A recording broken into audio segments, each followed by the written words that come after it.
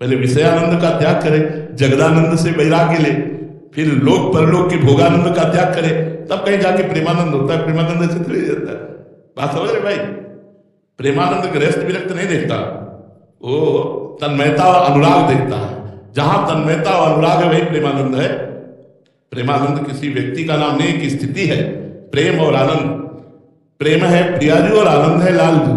जो प्रियालाल में मस्त है वही प्रेमानंद है, जो विषयों में मस्त है, जगत में मस्त है, तो जगदानंद है, वो प्रेमानंद नहीं है। तो भाई दुर्लभ तो नहीं है मनुष्य देह में कुछ, लेकिन प्रयत्न करना पड़ेगा। इसके लिए तन्मयता धारण करने के लिए घाटों पर रहे, संकल्प लिया, कभी किसी से मांगेंगे नहीं, किसी के यहां जाएंगे नहीं, आकाश वृत्ति से हमारे पास जो आएगा वही पाएंगे। काशी में 80 घाट से लेकर मणिकर्णिका घाट तक ही रहते थे।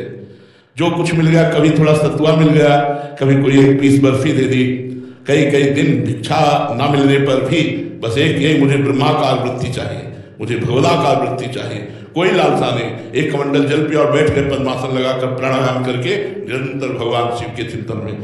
अब कैसे करना तो वही पड़ेगा, चाहे गृहस्थ में हो चाहे विरक्त में हो। जब लक्ष्य प्राप्त करना है तो संपूर्ण भोगों से वैराग्य प्राप्त करके तन्मयता पूर्वक भगवान का भजन करना पड़ेगा।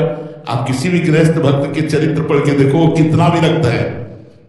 पत्नी पुत्र परिवार होते हुए भी वो अनासक्त है, घर में खाने के लिए भी नहीं है, लेकिन वो बिल्कुल प्रसन्न है, भगवान से कोई मांग नहीं। ऐसे भक्तों के चरित्र भरे पड़े हैं भक्तमाल जी में, आप पढ़ करके देखिए। हम आपको निरुत्साहित नहीं कर रहे, लेकिन बहुत कठिन है। उत्साह पूर्वक चलो और विषय वासना का मर्दन करके निरंतर भगवान का नाम जप करो और अपने आप को भूल जाओ केवल भगवान की स्मृति में, तो प्रेमानंद जागृत हो जाएगा। फिर प्रेमानंद की स्थिति आ सकती है।